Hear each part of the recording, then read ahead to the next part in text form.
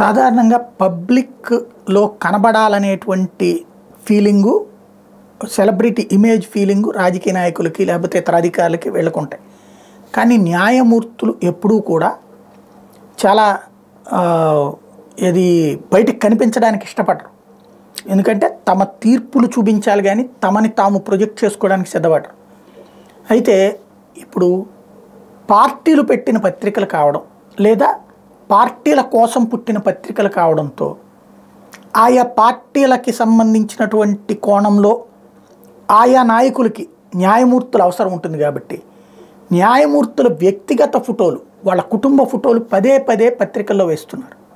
వాళ్ళ గురించి పెద్ద ఇదివరకటి రోజుల్లో న్యాయమూర్తి వచ్చి వెళ్ళారంటే ఇంత మొక్క సిటీ ఎడిషన్లో వేసే స్థాయి నుంచి ఇప్పుడు రోజు బ్రేక్ దర్శనాలకు సంబంధించిన ఫోటోలు జనరల్ ఎడిషన్లో శ్రీవారి సన్నిధిలో సుప్రీంకోర్టు న్యాయమూర్తులు, తిరుమల శ్రీవారిని దర్శించుకున్న సుప్రీంకోర్టు న్యాయమూర్తి జస్టిస్ సిటీ రవికుమార్, అలిపిరి కాలినడక మార్గంలో సుప్రీంకోర్టు న్యాయమూర్తి జస్టిస్ సంజయ్ కరోల్, చిత్రంలో న్యాయమూర్తి కోటేశ్వరరావు, కర్ణాటక హైకోర్టు న్యాయమూర్తి జస్టిస్ అశోక్ కెనగి, ఇలాగ వీళ్ళందరి ఫోటోలు వాళ్ళ కుటుంబ సమేతంగా.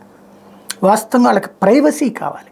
ఎందుకంటే వాళ్ళు ఇచ్చేటటువంటి ప్రతి తీర్పులో ఒకళ్ళకి అన్యాయం ఉంటుంది, ఒకళ్ళకి న్యాయం చేయాలంటే ఇంకొకళ్ళకి అన్యాయం ఉంటుంది.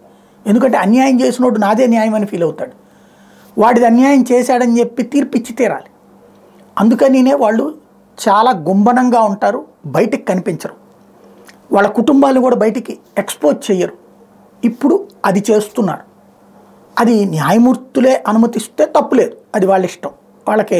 వాళ్ళు కూడా ఎక్స్పోజ్ అవ్వాలనుకుంటే తప్పేం లేదు. అలా కాకుండా చేస్తే మాత్రం వాళ్ళని ఇబ్బంది పెట్టినట్టు అవుతుంది. న్యాయమూర్తులు వాళ్ళకు వాళ్ళు ఆలోచించుకుని కరెక్ట్ డెసిషన్ ఏదన్నా చెప్పుకుంటే అది బెటర్. లేకపోతే కనుక వాళ్ళకి ఇష్టం లేకుండా గబక్కన ఫోటోలు తీసేసేస్తే కనుక ఆ తర్వాత ఆ కుటుంబాలకి ఇబ్బంది ఎదురవుతుంది.